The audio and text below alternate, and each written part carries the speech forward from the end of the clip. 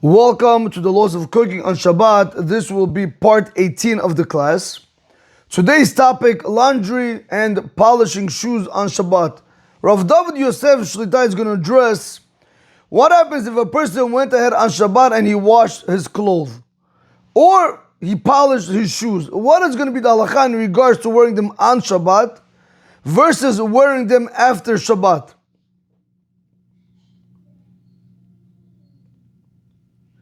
Beged shichbesuhu b'Shabbat.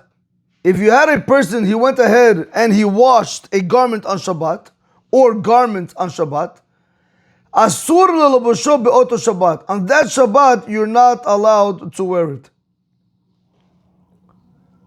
So this will be point number one. If you have a person, they went ahead and they did laundry to a lot of clothes, even a towel doesn't matter.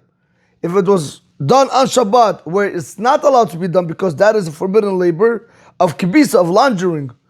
If you did it on Shabbat, we're going to tell you that clothing or those clothing, you're not allowed to wear on Shabbat. However, what happens if it was done by accident? A person didn't know, for example, he says, Kigon, for example,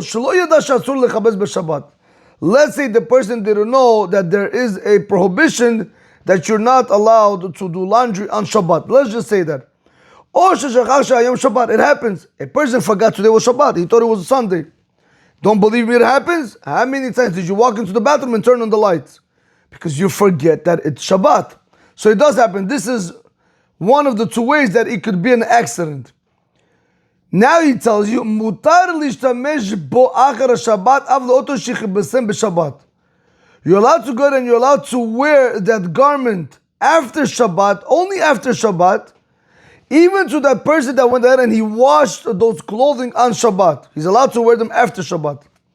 Aval, this is a very big aval. However, im hayadavar b'mezid, if the person went ahead and they washed their clothing on Shabbat, knowingly, intentionally, yesh lahachmir lo'oto shichbesu shlo yilbash beged ze lo'olam.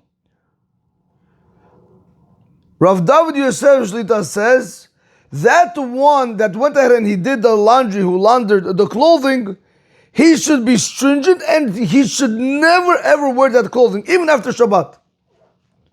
Nevertheless, he finds a way out. Yesh lahakel, there is a way to be lenient. Be'ofen sheyilachlech sheyilachlech habeged techila v'yachzor v'chebesenu. There is a way where you could go back and start wearing this beged, this garment after Shabbat. There is a way how to do it. How? He says by going ahead and making it dirty first, make it dirty, then rewash it again. Now we're going to go ahead and allow you to wear that beged, that garment, from then and on. But you see that there is a difference. If a person went ahead and he did laundry on Shabbat, whatever he did laundry to on Shabbat, nobody's allowed to use that towel, that garment, whatever. Nobody's allowed to use it on Shabbat. That's out of the question. Because the malacha was done, a forbidden labor was done. However, when it comes to after Shabbat, I have to see the intention to why the person did laundry on Shabbat. If the person tells me I did it by accident, I didn't know the malacha was forbidden, or I didn't know that it's Shabbat, okay, we tell him, you're allowed to wear it and everyone else is allowed to use it, no problem. However, if I tell him, why did you do it? And he tells me, I knew it's wrong, but I needed towels, I needed underwear, I don't know, I needed my shirts, I needed things to wear. Okay, good. In that situation, we're going to tell him that he's never ever allowed to wear them. He should be stringent and never ever wear them even after Shabbat. However, Rav David Yosef Shlita did mention that there is a way to come out of this by being lenient if he makes the garment dirty and then goes back and rewashes it. Then we're going to tell him he's allowed to go ahead and wear the garments. והוא הדין בזה לעניין נעלים שהיו מלוכלכות וצחצח אותם יהודי בשבת בשגר במשחת נעלים. The same halacha is going to apply to shoes that were dirty, and a person went ahead and he polished them. A Jew went and he polished them on Shabbat by accident with the cream for shoes. The halacha is going to state, Shasur l'bosh otam b'Shabbat. you're not allowed to wear those shoes on Shabbat.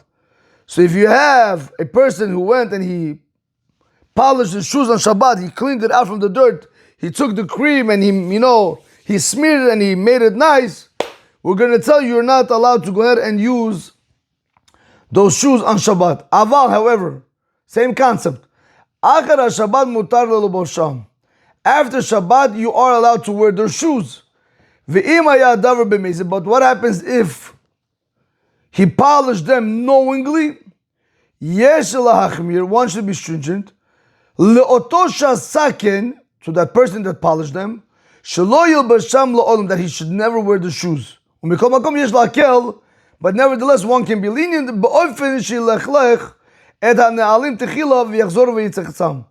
Nevertheless, he says that there is a way to be lenient, that go make the shoes dirty again and then go back and repolish them, and then we're going to allow you to wear them. So case one, clothes washed on Shabbat. If someone washed clothes on Shabbat, which is a forbidden work, you can't wear those clothes on Shabbat itself. Nobody could wear them. If it was by accident, he forgot his Shabbat or he didn't know the rule, after Shabbat, anyone, even the one who washed, can use the clothes. If it was on purpose, knowing the Shabbat and still did it, the person who did it should never wear that item again. But if he makes it dirty again and then rewashes it later, after Shabbat of course, then he can wear it. Case number two with the shoes polished on Shabbat. If someone polished shoes with shoe polish on Shabbat, can't wear them on Shabbat. If it was by accident after Shabbat, anyone can wear them. If it was on purpose, the person who did it should not wear them ever again. But if he makes them dirty again and repolishes them later after Shabbat, then he can wear them. Rabotai, have a great day. Baruch Adonai L'Olam. Amen ve'amen.